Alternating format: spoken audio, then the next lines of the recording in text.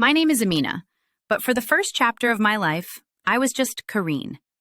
I was born in France, a land of secularism and rigid traditions, raised in a home where the very word Islam was viewed with suspicion, if not outright disdain. Yet, God has his ways of planting seeds in the most unlikely soil. As a little girl running through the streets of my neighborhood, I played alongside Muslim children. I remember mimicking their words, repeating the Shahada, La ilaha illallah, before I even knew what it meant. It rolled off my tongue like a forgotten memory, a secret code my soul understood before my mind did. My parents would have been horrified if they knew, but to me, it felt natural. It felt like breathing. As I grew older, the church began to feel small.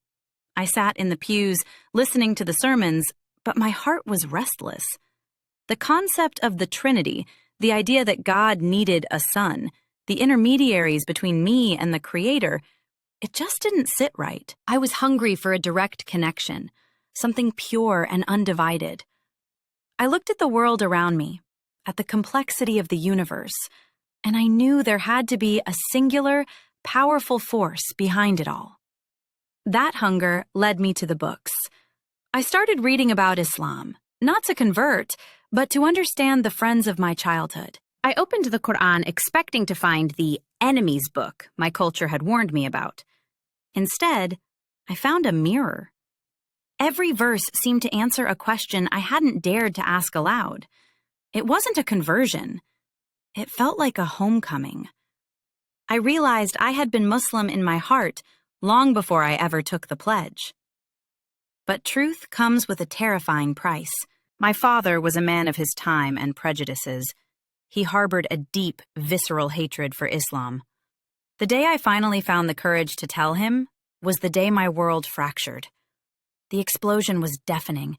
It wasn't just a disagreement, it was a war within my own home.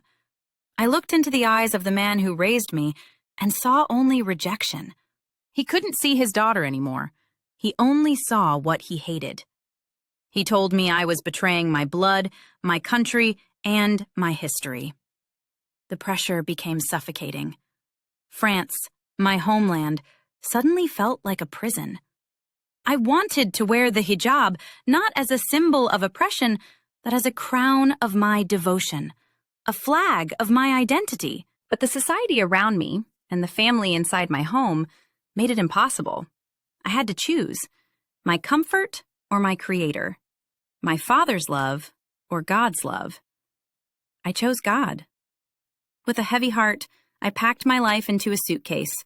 I left everything I knew behind, my family, my friends, the streets I grew up in, and crossed the Channel to London. I became a refugee not of war, but of faith. I ran away not to escape, but to be free. Today, when I look in the mirror, covered in my hijab, I don't see a victim. I see a survivor. I lost a father, yes, and that wound still aches in the quiet moments of the night. But I gained an entire ummah. I gained a peace that no amount of shouting or rejection can take away from me.